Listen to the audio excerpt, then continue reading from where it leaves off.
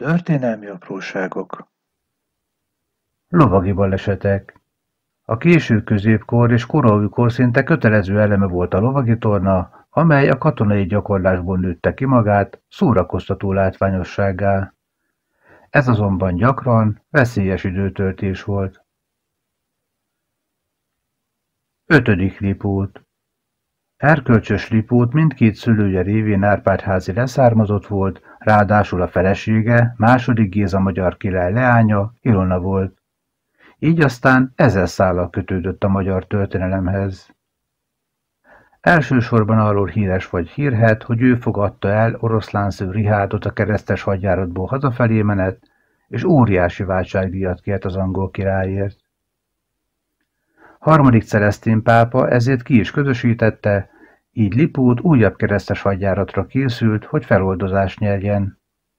A felkészülés közben azonban Grazban egy lovagi tornán a lova ráesett, és nyílt lábtörést szenvedett. Senki sem merte vállalni a nyilvánvaló amputációt, így Lipót a szolgáinak parancsolta meg, hogy egy fejszével vágják le a lábát. Ez azonban csak a harmadik csapásra sikerült, de már így is késő volt. Mivel az összkösödés már elindult, hamarosan belehalt a vérmérgezésbe. Második Henrik. Henrik a Valois-ház 10. uralkodója volt, akit ugyan még 3 fia követett a trónon, de az ő halálukkal kihalt a Valois-ház férfiága. Henriknek Medici Katalin férjeként számos szeretője volt, és bár Katalin 10 évig nem esett teherbe, később 10 gyermekük is született. Éppen legnagyobb lánya házasságát ünnepelték második Fülöp spanyol királlyal, amikor az ünnepség részeként megrendezett lovagi tornán a király is fellépett. A skót Gabriel de Montgomery kapitány ellen küzdött, és amikor a kapitány kopjája kettétört, az egyik szilánk a király szemébe fúródott. A korabeli orvosok ugyan mindent megpróbáltak, de a király menthetetlennek bizonyult, és néhány napnyi szenvedés után elhunyt. Második Geoffrey. Második Henrik 4. fiaként kevés esélye volt a trónra, és ez még akkor is igaz, ha két bátyja már idő előtt elhunyt.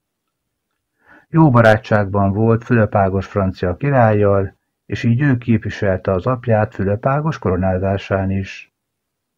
A történészek szerint kegyes, jóindulatú, kedves, udvarias és nagylelkű volt, azonban sekélyes, hiú, hanyag és meggondolatlan is. Mindezek mellett ő volt a család legnépszerűbb tagja, és lelkes patrónusa volt a lovagi tornáknak. Komolyabb politikai szerepet szeretett volna, és ehhez a francia király segítségét kérte, aki egy lovagi torna ürügyén Párizsba hívta. Geoffrey 1186. augusztusában meg is jelent a versenyen, ahol máig tisztázatlan körülmények között elhunyt. Egyesek szerint a verseny közben halt meg, mások szerint a versenyen, de halálra verték, de olyan forrás is van, amely szerint mellkasi fájdalmak után hunyt el. A korabeli források alapján a francia király utána akart ugrani a sírba, annyira fájlalta barátja elvesztését. 8. Henrik. Az egyik legismertebb angol király fiatalabb korában nagy kedvelője volt a lovagi tornáknak, amelyeken sokszor és eredményesen szerepelt.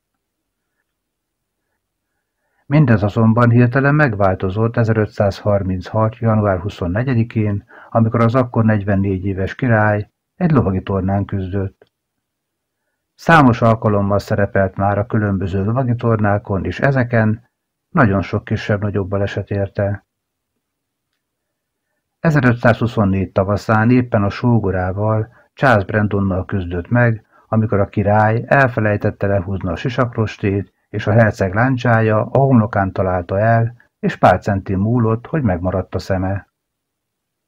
Más balesetek is érték már, de egyik sem volt olyan veszélyes, mint 1536-ban. A király és ellenfele egymás felé lovagoltak, amikor az ellenfél láncsája kiütötte a királyt a nyerekből. A ló azonban ráesett a király páncéljára, és Henrik elveszítette az eszméletét. Ha újabb videókat szeretnél, kérem iratkozz föl!